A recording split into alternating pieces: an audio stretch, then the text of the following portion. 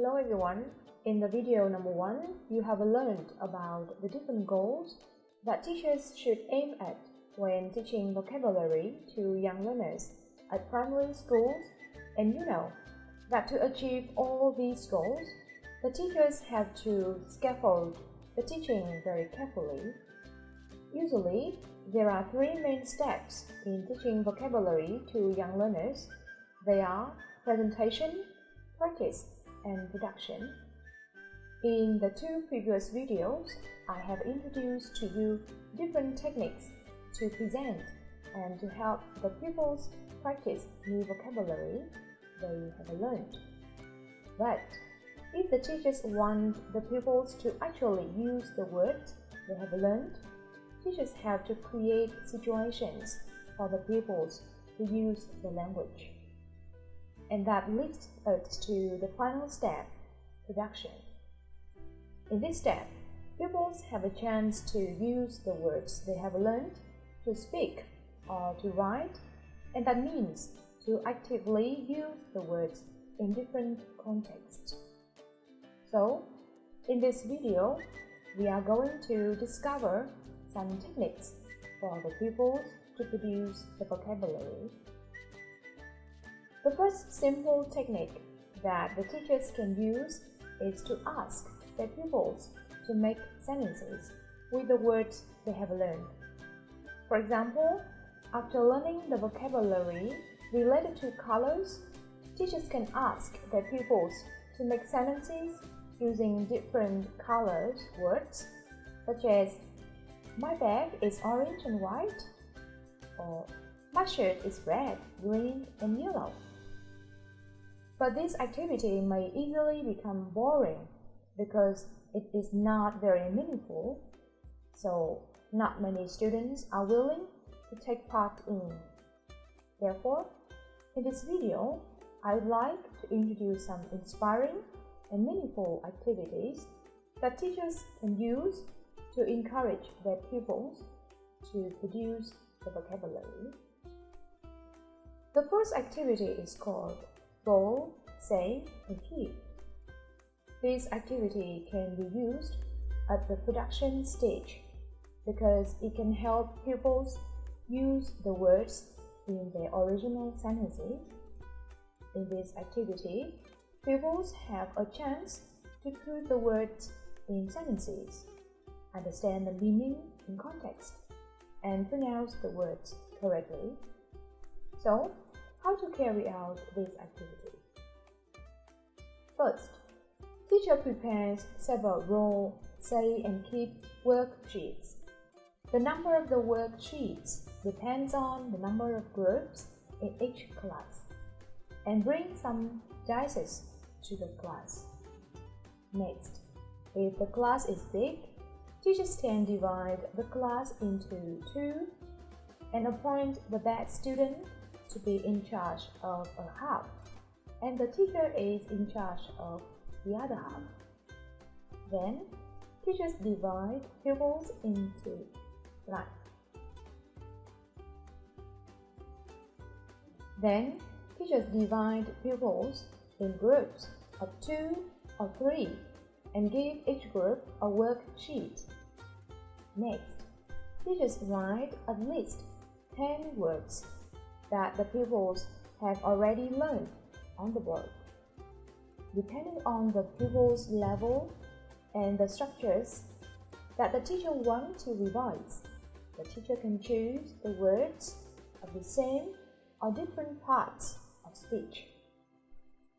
For example, teacher writes these words on the board: blue, yellow, red, white, pink, apple, grape, watermelon, pear, mango. After that, teachers ask pupils to choose 6 out of these words to write on the sheet, each word in a square. When all the groups finish writing the words, teacher gives the dice to first group and asks a member of that group to roll the dice. Basing on the number the dice lands on, The pupils in that group has to make a sentence with a word in that square. For example, if group 1 rolls the dice and it lands on the number 2, the members of this group have to make a sentence using the word in square number 2. Based on the level of the pupils, teachers can limit the number of the words in each sentence. Pupils in grade 3 can make sentences with 3 or 4 words, but pupils in grade 5 should be asked to make longer sentences of at least 8 words. Teachers then decide if the sentence is acceptable or not. And if the sentence is acceptable, the group can cross that square. If the dice lands on the number they have crossed before, the turn is to the next group. The first group to cross all the squares on each sheet will be the winner. The other groups can continue the game until all the groups cross all the 6 squares on the sheet. So, what are the pros and cons of this activity? The obvious advantage of this activity is that all students can participate and they can make sentences with the words they have just learned. The activity is also fun because the pupils can work together, rolling the dice and making sentences. However, it may take a long time if the class is too big, so the teacher should assign a certain amount of time for this activity to be effective. Okay, another activity that I want to introduce to you is pair work information gap. The specific activity here is the geography of the house. In this activity, the pupils have a chance to use the words related to different rooms in the house, like bedroom, living room, hall, garage, etc. And the prepositions to describe positions such as in, on, under, next, to, between, and so on. So, how to carry out this activity? To prepare for this activity, teacher needs to print out several pairs of pictures of house plans A and B. Each pair of picture for one pair of pupils. First, teachers divide the pupils into pairs, then give one pupil in each pair the house plan A and the other the house plan B. Ask the pupils not to show their house plans to each other. The pupils study the house plans carefully. In each plan, there will be some missing rooms, and the pupils have to find out the names of the missing rooms and write them in the plan.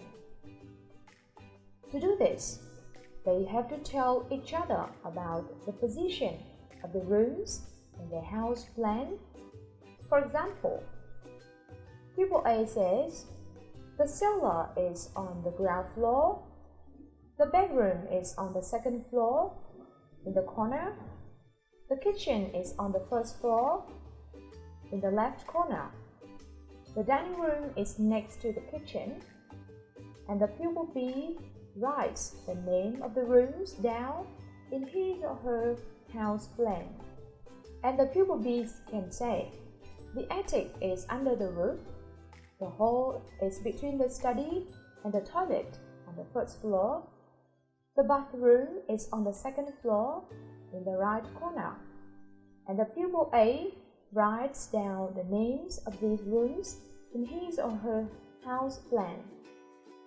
The activity will continue until both pupils write down the names of all the rooms in their house plans, and then they can show each other the pictures to compare. If both the house plans are identical, then the pupils can color the rooms in the house as they wish. Next, I'm going to introduce to you another activity called Make My Day. This activity can be carried out in a small group of 3 to 4 pupils.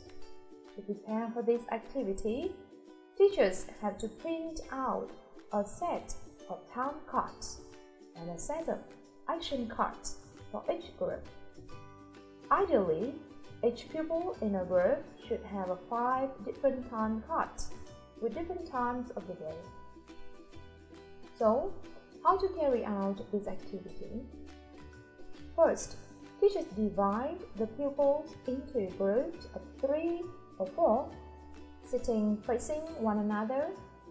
Then, teachers give each group a set of all the action cards and a set of time cards. The pupils should deal out the time cards equally among themselves, or it is better if teachers divide them beforehand and give each pupil 5 time cards. Teachers put the action cards in a pile face down in the middle of the table for each group. When all the groups have their time cards in hand and the action cards in the middle of the table, one player should pick up an action card. If he or she can make a sentence about it using one of the time cards in hand, for example, I eat breakfast at 7 o'clock, or I go to bed at 10 o'clock. He or she can discard the pair of cards, time and action. If he or she hasn't got appropriate time card, he or she must replace the action card at the bottom of the pile. Then, it is the next player's turn. If one player can discard all of his or her cards first, he or she will be the winner. The activity can continue until all pupils can discard all the cards if time allows. The pupils really like this activity because it is similar to the card game they usually play in their free time. However, it can be rather time-consuming and noisy if the class is large.